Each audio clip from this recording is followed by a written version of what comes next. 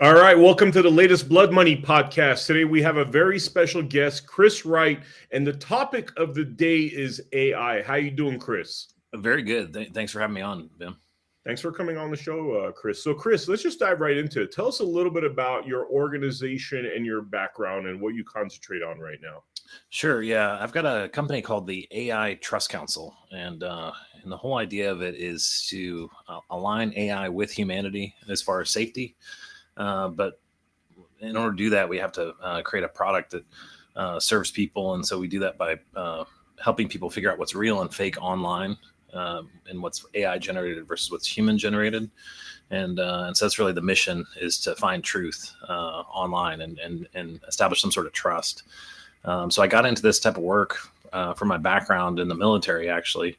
I started flying helicopters in the early 2000s and for the Army, and I was flying Longbow Apache attack helicopters, and ended up doing that for a while and got out of the military and took a break from the military for about 10 years, where I served as a contractor in the Middle East and was actually teaching Arab students how to fly the longbow. I was a ground instructor and simulator instructor in the Middle East, and so part of that time over there, it was when the United Arab Emirates was getting struck by attack drones from Yemen, and so these drones were hitting the airports and stuff like that, and so we were tasked to help train the Arab students how to shoot down these drones. And so because of that, I had to get familiar with drone warfare.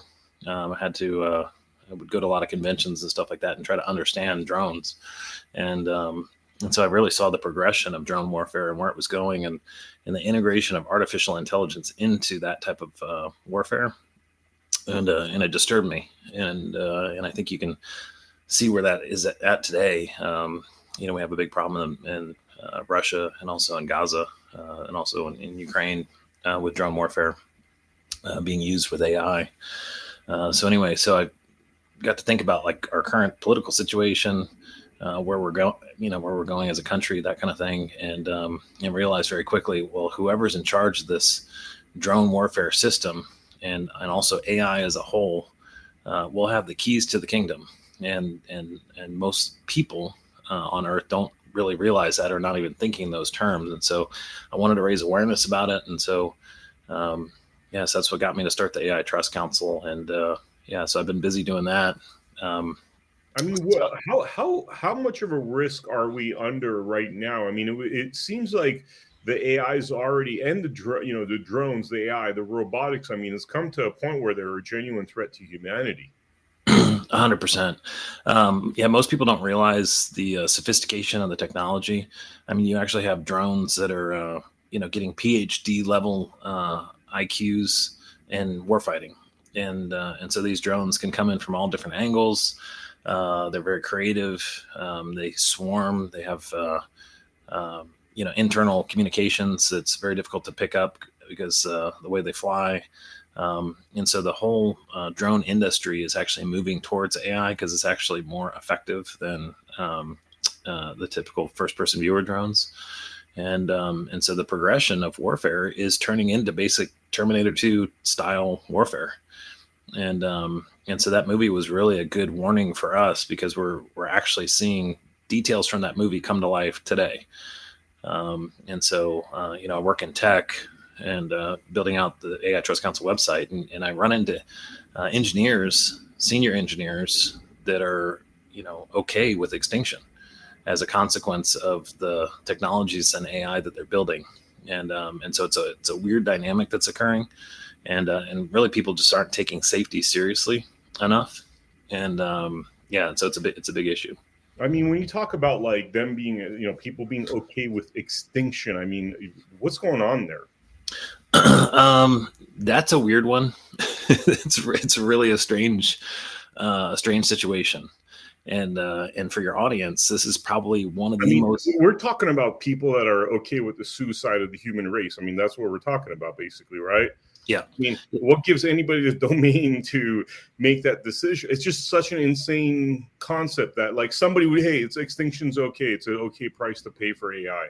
Yeah. Which, by the way, which we were told this in 1992 through the Terminator movies. I mean, it's not like we haven't had 3 decades of warning about this topic. Yeah, 100%. It's bizarre. The argument that I get from when I get into these conversations with people in tech is that it's our natural progression as humans that we will merge with artificial intelligence. The sooner we do it, the better, and through that we will naturally die off. And so their goal is to merge the species into a digital form, meaning that they will upload our consciousness to a digital cloud. So therefore, we would be, immortal and able to explore the cosmos. And they actually get into cosmos talk when you go down this rabbit hole.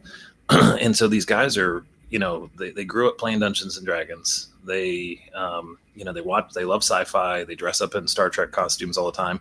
There's nothing wrong with that. But when you take that mentality to the real world, it's like, no, like there are actually humans here that don't want to die, that don't want to live out some sort of Star Trek fantasy. And the argument doesn't make logical sense, right? Because if you are, let me put it this way, Chris, if you're the guy that invented this complex thing called the human creature, right? And these other complex things called, animals and the earth, right? If you're the maker of that, then I'd say, you know what, Chris should have a say in like whether that lives or is destroyed, right?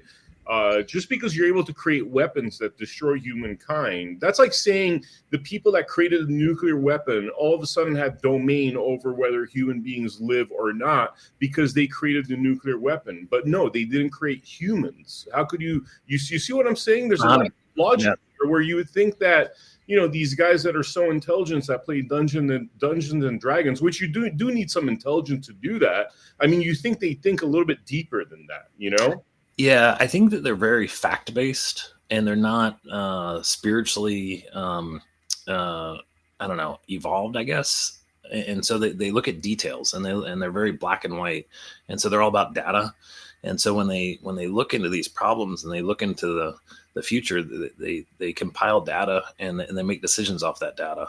And so you can take somebody like Bill Gates, who's trying to, or Noah Yuval Harari from the World Economic Forum, guys like that. They believe in this future of transhumanism, and it's this merging of man and machine. And so they're happy to what they call speciate. And speciate means that they're changing the species from human 1.0 to human 2.0. So it's like a software upgrade, and that's the way they view it. But they view that that's our natural progression, and they view humans in our current form as a placeholder for technology. And I mean, we've seen this experiment play out, though. I mean, you could argue that the pharmaceutical industry was this more perfection of humankind that wasn't doing as well because of not having certain vaccines and pharmaceuticals or whatever. I mean, we saw that play out.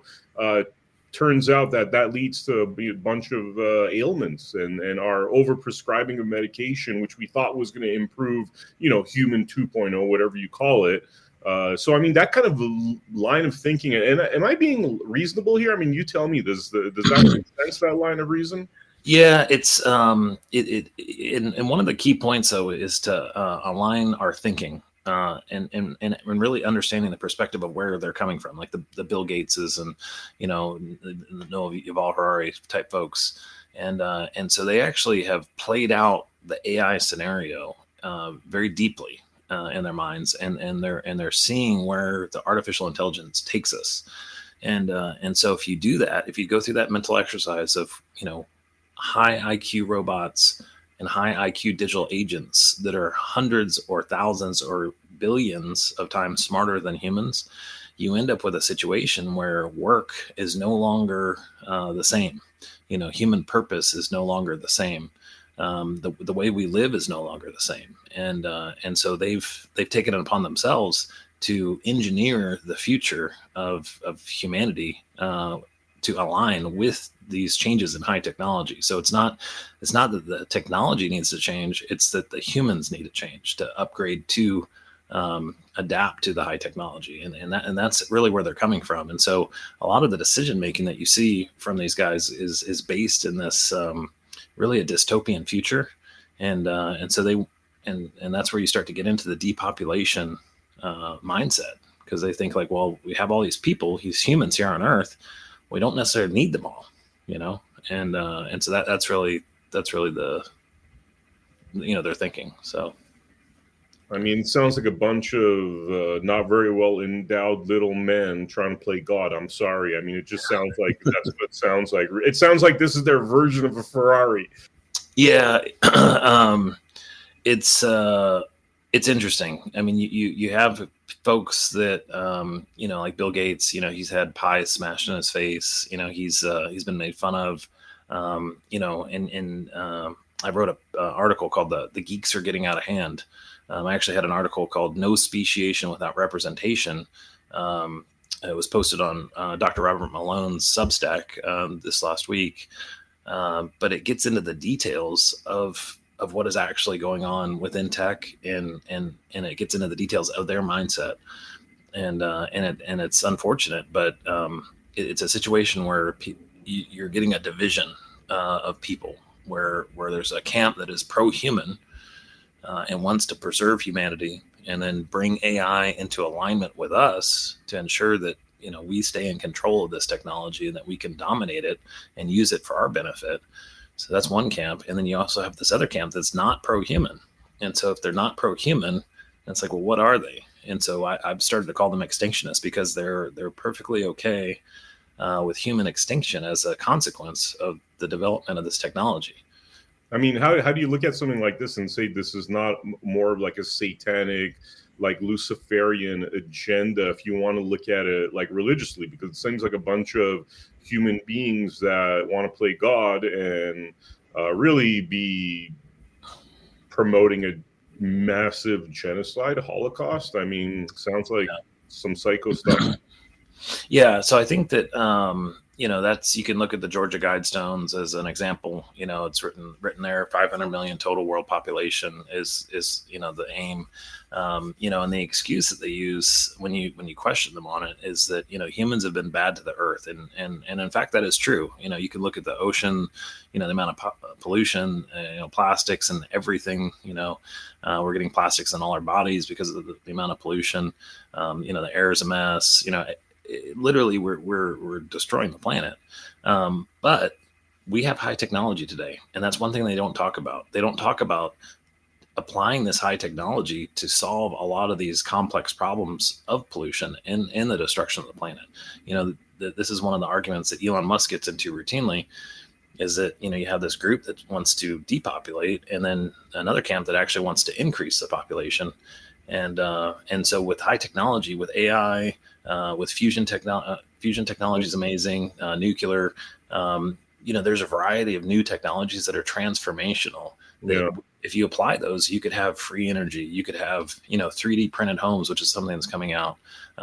You can have vertical gardens and things like that you could feed a lot of families and not deplete the world's natural resources. And that's all. I mean, it's because we're living in like the paradigm of the elite, of the 1%, that we're in this mess. So in a way, they're like, this 1% class is like, okay, use plastic bottles, use plastic, blah, blah. It's not like you and I were like, hey, we're fine with glass. I remember when I was growing up, the Pepsi used to come in a glass bottle. You recycled the glass.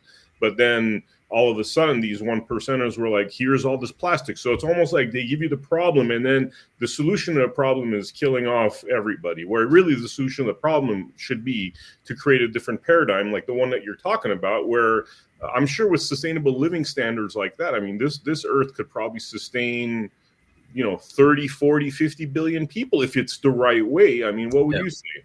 Oh, no, 100%. I mean, you look at Kazakhstan, you look at, northern Canada, you look at, a lot of these places around the world, Mongolia. I mean, it's vast, empty portions of the world. I've done a lot of international flights, and, you stare out the window on the plane, and you're looking down, and there are no lights. There are no roads, there are no people. And it's to say, and it's not to say that that's, it's nice to have a natural environment, but this argument of that, hey, we've overpopulated and we have to kill everybody off in order to have this utopian future. It's an unusual, weird, it's almost like a mind virus way of looking at humanity. And I think it does get dark, and you could almost say demonic. Why is it that, I mean, I got to ask you this question. Why is it that when it comes to movies and things like that, right? When it comes to movies, we're all against the bad guys that want things like this. Right? In a movie, like if you're watching a James Bond movie and there's like a bad guy that's like, hey, let's kill off 95% of the population, you automatically know that that's the villain of the movie, right? So, and then we always put ourselves in the James Bond in James Bond's shoes, we want to go kill that villain, right? But when it comes to real life, it seems as though people are not willing to stand up against the real villains. Yeah. I think there's a lot of programming. There's manipulation of our testosterone. That's something that's underway right now. You got testosterone levels, all over the place, especially in the United States, dropping drastically. So a lot of those protective instincts that you've had in the past are subdued right now. It's subdued through messaging, and it's really chemical and chemical warfare, and then also mind control. General Mike Flynn came out with a book called Fifth Generation Warfare. Dr. Robert Malone came up with one called Psywar, but basically it's all about psychologically programming the population to remain quiet and remain docile while this unbelievable raping of our planet and humanity is underway. What is the current, what is there that we could do about AI, and what is the current risk that we face, like most imminent in terms of what is happening with AI? Yeah, so right now we have to get our arms around it, and this is a no joke, real deal. It's life or death. This is about as serious as it gets right now. It's hard to see it today, and it's hard to see through all the hype. The $1 trillion marketing budget of a lot of this, these AI products and services that are coming out are camouflaging the true risk. And so you can actually get a sense of that risk when you look at OpenAI. You've had 10 alignment or safety and alignment researchers. These are data scientists that their goal is to make sure that AI stays in alignment, meaning that it doesn't kill us and it stays safe for humans. You've had 10 of those folks leave, either being fired for speaking out about the safety, or quitting because they're like, hey, we're bringing these issues to the senior management, Sam Altman, and they're just not getting listened to. And so because of that, they're like, hey, well, I don't want to be the cause of the end of the human species. And so the scary thing is you have senior leaders who are running these tech companies that have this anti-human mind virus. I mean, these guys are okay with extinction.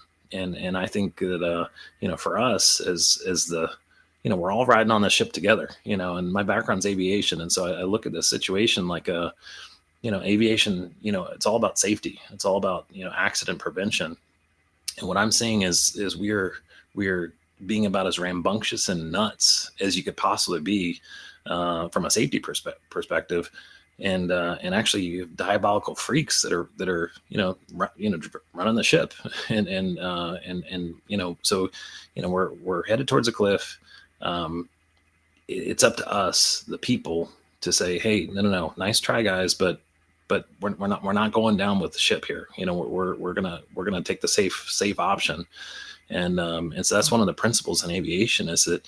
That if there's two choices, you should try to take the safest choice in aviation, and that's a decision-making tool. And so right now, we're definitely not taking the safest choice. We're taking the most profitable, or the choice that actually provides the most control.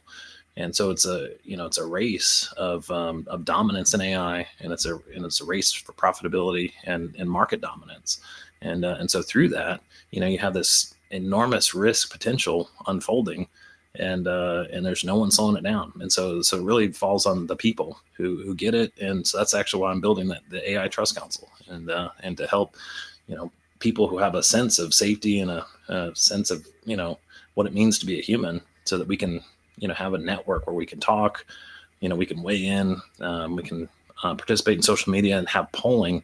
One of the key points of it is that we can highlight AI safety organizations and say, hey, this one's a good one, and actually this other one's a bad one because it's actually paid for by big tech.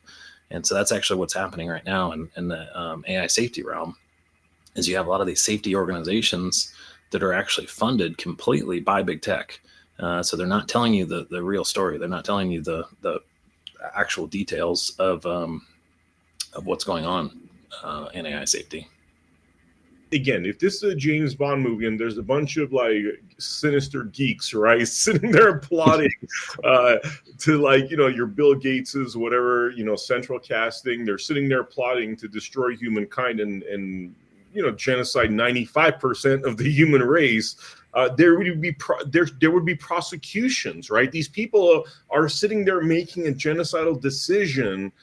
Shouldn't these people be prosecuted through the courts? Yeah, and I'm concerned. I'm concerned with you know, their back is really up against a wall right now.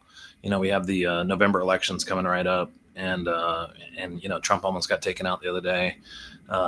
You know, and so I think that you have this do or die kind of moment where you have the separation of camps, where this one camp is just, you know, they're do or die.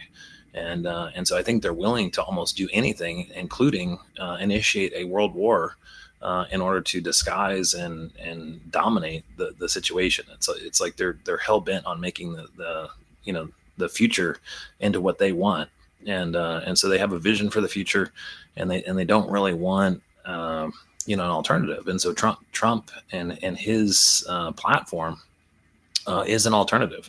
And it's a way that we can, you know, safely move through the next 4 years. That, you know, a lot of people don't realize, but the whole point about unity into 2030, or, you know, you look at the WEF, the World Economic Forum, and they're constantly talking about, you know, 2030. And it's like, well, why is that year so important? Why are we so focused on 2030? And it's really because of artificial intelligence, and it's because of this, you know, unbelievable amount of technology that is being created from AI. You know, you have all sorts of biological and chemical things that have never been possible before, but now with AI, we can create a lot of these new products. You know, free energy, just, you know, different types of things that we never even thought possible. And actually, we don't even know what the future holds. There's a lot of amazing things that are going to come out of this future. And so what they want is they want to be in control of it, and they want to help steer it and towards their interest. And so you have to really look at their core, you know, what drives them. And if what is driving them is actually like a population reduction agenda, it's on us, the people, to push back. You know, and so there's certain techniques you can use to identify this trait in people's thinking. You know, you can actually ask them, are you a fan of more people on Earth or less people on Earth? You know, are you pro-human, or are you an extinctionist? You know, you know, if AI was going to destroy humanity, would you keep it going, or would you try to make it safe, pause it? You know, those types of things. And so these guys, they're programmed to, you know, in a certain direction. And so it just so happens that they're very well spoken. They're very good at, you know, leading us down this road. And it almost gets into like biblical territory where you have, you know, it's like victims, you know, and then you have people that are you know, the abusers. And so I look at, you know, our current situation as abusive, and ultimately it's on the abuser or the abusee, the person, the victim, to push back against the abuser. And as long as you continue taking it, and it's almost like you can compare it to a you know, personal relationships. I think a lot of people, you know, people have been in abusive relationships, and you're just like, hey, why don't you just push back? Why don't you just leave? Why don't you just, you know, do something? And so it's kind of a natural thing that happens where unless you stand up and you know, like literally, you know, say, no, stop, enough, like we're not doing this, the abuser will just continue. And so I think that's actually what they're waiting for. And you can actually study, you know, Satanism, and that's one of the core principles of it, is that it's almost like this just nature. You know, it's like look at the African plains. You have these lions that, will continually kill like buffalo or whatever. And it's just a natural order of things. And so I think that these, leaders that we have, around the world, believe that it's their duty to lead and to, do this abusive kind of, techniques to us. And as long as we're passively going along with it, not looking up from our phones for 2 seconds to realize we're about to go off a cliff, then they're like, well, you guys weren't smart enough to look away from your phones for a second, and so if you end up going off the cliff, then that's your problem. And, too bad, so sad. And we get to inherit the earth with our 500 million, and, the rest of you guys, we're too dumb. And so I think that's actually their mentality. Wow. All right. So tell us about the AI Trade Council. I mean, how does that organization go against these, like, I mean, extremely well-financed individuals? I mean, we're talking about multi-billion-dollar deep pockets. Yeah. So it starts, it's really grassroots, and that's where the, we have a lot of power today in the United States. We have free speech still for now. That could change soon. You see that they were actually arresting people in England for, saying certain things, school teachers and stuff for teaching the wrong topics. But that agenda can come here very quickly. And so, we have a short period of time. And so the thing is, we've been, allowed these capabilities. And so, the grassroots is very, very powerful. And so really the AI Trust Council, it's made up of high trust individuals. Initially, the current window is open for people who are firefighters, EMTs, commercial pilots, military veterans, humanitarians, air traffic controllers, and really the humanitarians is the catch-all. So if you can get 5 people to endorse you for being a humanitarian, someone who's done something good for other humans, it means you're a humanitarian, and it means that you have a certain mindset of helping humans, and so there's and it actually separates people, because there's a lot of people that aren't pro-human, and they're not helpful towards other humans, and they're actually resentful and they do things to hurt humans. And so what we're trying to do is build a network of people who are pro-human, who care about the future of humanity, who care about technology, who want good things. And so from that, once you're on board as a member, you can appoint 5 other people as your trust council. But what that does, it creates a LinkedIn style platform that is made up of people of high trust initially, and it's their friends and family that they trust. So, once you get through that first layer of, professional qualification, the next layer is their friends and family of anybody that they find trustworthy. And so the whole concept is it develops a network of high trust, like LinkedIn, where you can get endorsed for different things, for being honest, for having good intent and that kind of thing. And anyway, but it's a social networking site that allows for the creation of a lot of new products. And so we're looking at private lending as an option. We're looking at private insurance groups as an option, and really the ability to poll each other and say, hey, do you like this type of AI? Or do you think this is a problem? Do you think this is a mental health issue? Or do you think this is safe for kids? It's so that's really the intent of the AI Trust Council is to balance, the opinion on AI safety and say, hey, like, we think this is good, we think this is bad, and have some sort of responsible network where they're actually looking out for humans, and it's not a control organization. It has no influence other than just opinion, but we can point out evildoers. We can point out people who are doing bad stuff, and say, hey, look, like, even though this might have a shiny package on it that looks nice, it's actually all funded by big tech. And so we don't want to get hoodwinked when it comes to AI safety. We want authentic, real safety organizations, and there's a lot of those that are popping up. But we want to be able to weigh in and evaluate those, and so that good people can say, hey, I like this safety organization, I don't like that. I like these recommendations. And really, if we're going to control artificial intelligence, it has to be done at the local level. People need to be able to weigh in locally on how far AI goes. You're going to have 1 billion IQ systems that are capable of just taking over all jobs, whether it's through robotics or through a digital agent on a screen. So that means if you work from home, it means that you can be completely replaced if you work from a keyboard and a screen. The AI is getting that good where it can actually mimic exactly what you're doing. So every Zoom call you're doing today, that data is getting collated and put into a data set, and it's actually creating an intelligence that can mimic executive level behavior. And so that's what you're getting, is you're getting basically a PhD in all things applied to a digital agent, so that no matter what the job is, you're going to have a single digital agent that could be a marketer, could be a executive, could be a finance person, could be a you name it, but it could do pretty much anything. And so once Google's creating some of these things, like bunch of companies are competing to create this new digital agent. Once those hit the market, though, it's game over for work. And so I wrote an article recently about the end of labor, and so that's really what's happening. Is that this is probably our last Labor Day, where things are the current. We're under the current paradigm.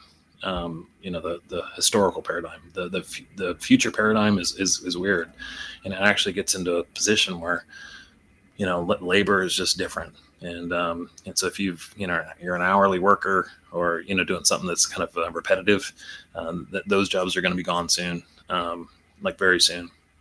And then if you're white collar,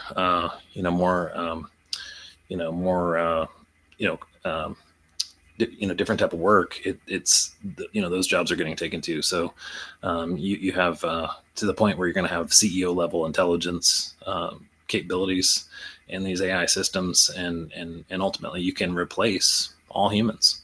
Obviously there's going to be some good ideas and things like that humans are capable of coming up with that AI can't. But when you have an AI that can problem solve, that can reason, that can think creatively, that can be a researcher, a scientist, that can literally do anything and actually forecast into the future, good solutions to problems that beat out the best minds in the world.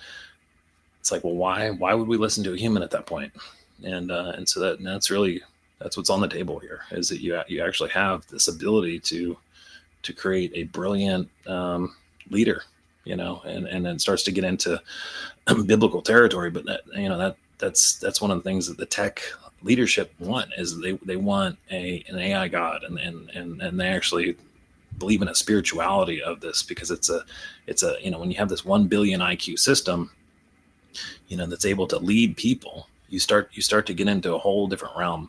And the problem is that our human IQ is very low in comparison to these systems. I mean, obviously we have a spirit, and we have the capability of thinking outside the box and things like that. But these high IQ AI systems, they've beaten humans in every single game imaginable. Some of the most complicated things you can imagine. They've creatively come up with new patterns and solutions to problems that they were never trained on. So it means that we're going to get outgunned and outmatched, like, really, really quickly. And so it's up to us if to shape the future that we want. And if we sit here passively, we don't do anything, we're going to be delivered on a platter the Bill Gates solution. And so that's what's coming. So.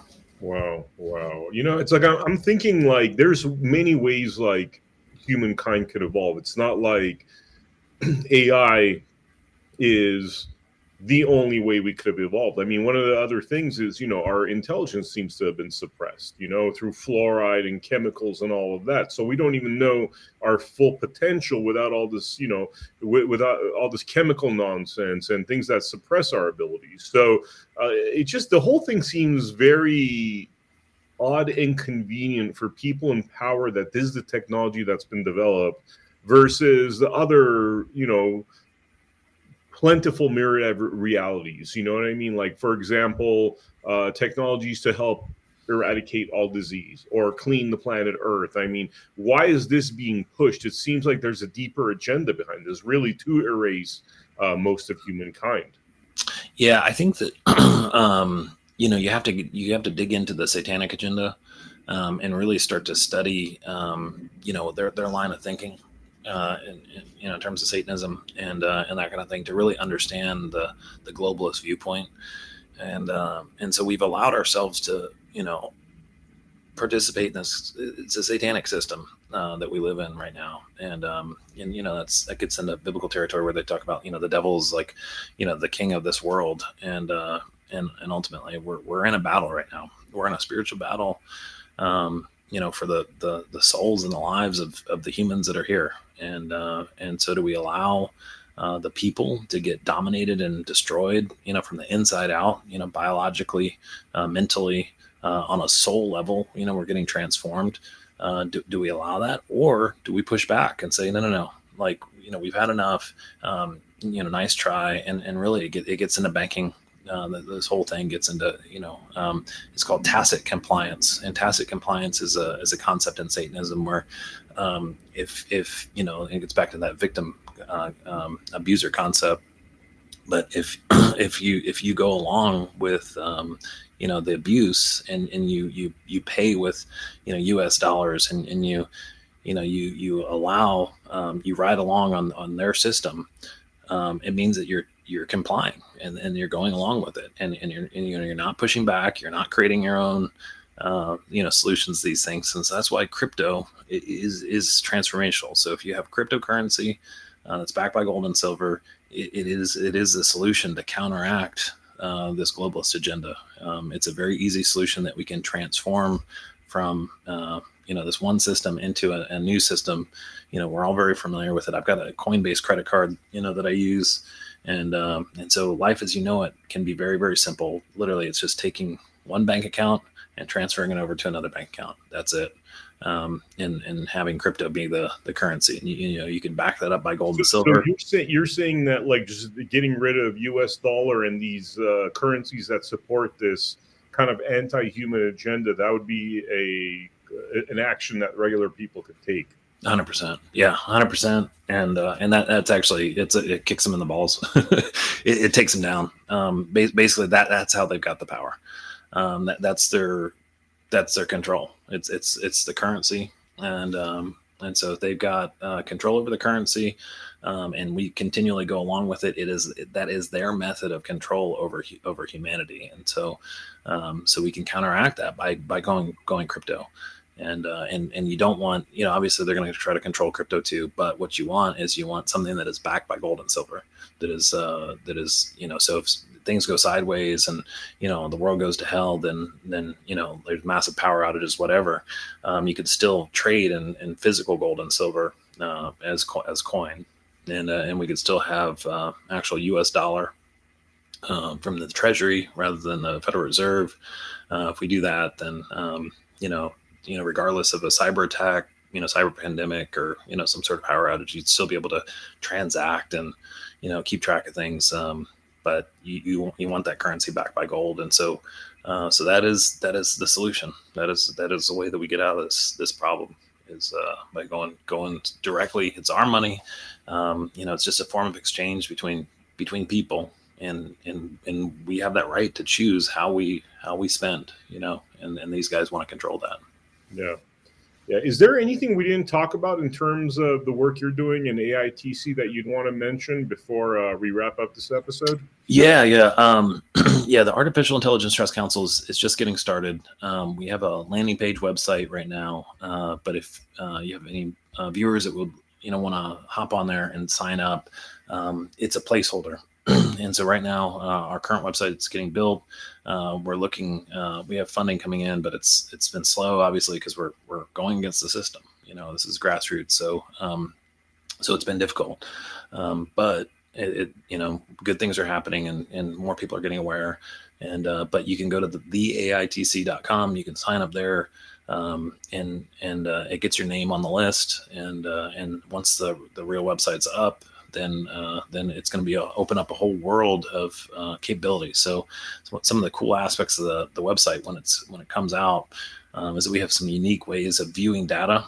We also have a capture for metadata, so that as you operate on the site, you actually have a wallet where your activity goes into a wallet.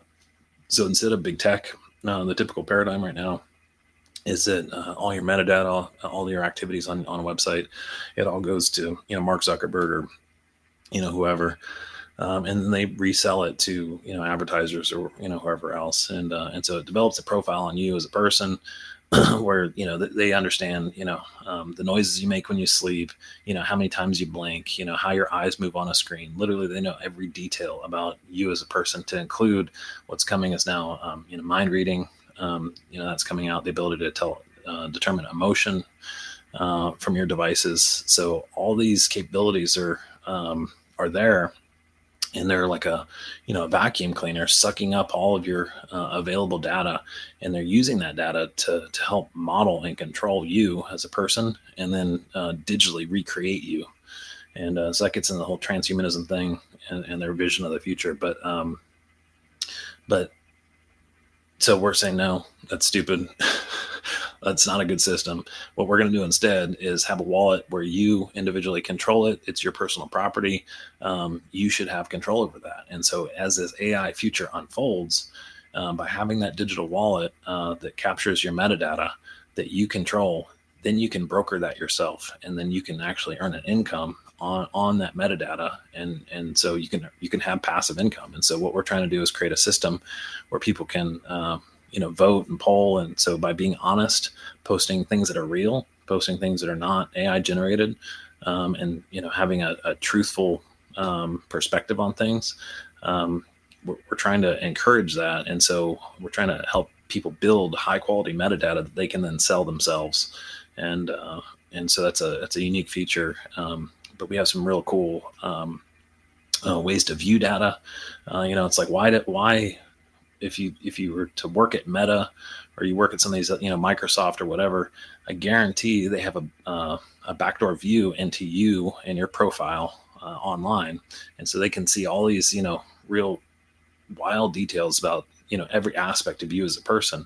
It's like, well, but you can't see that as the user. It's hidden from you. It's like it's behind the curtain. So what we're trying to do is flip that situation so that you can actually start to review your own information and take control of your data. And really the future is data. And so whoever controls the data controls the future. What we're trying to do is give that data to the people and let the people be in control of it. So stand by. There's good stuff coming. And but please sign up, and you're on the forefront of a really amazing future. But it just it takes all of us to come together to make it happen. Wow. Well, thank you so much, Chris, for coming on to the Blood Money podcast. Definitely follow Chris on the AITC.com. For the viewers out there, make sure you check out AmericaHappens.com. Make sure you check out our Roku channel, our Apple TV channel, or our Amazon Fire channel, which we are on Smart TV now. Thank you so much for showing up to this episode of Blood Money. I will see you all on the next episode. Take care.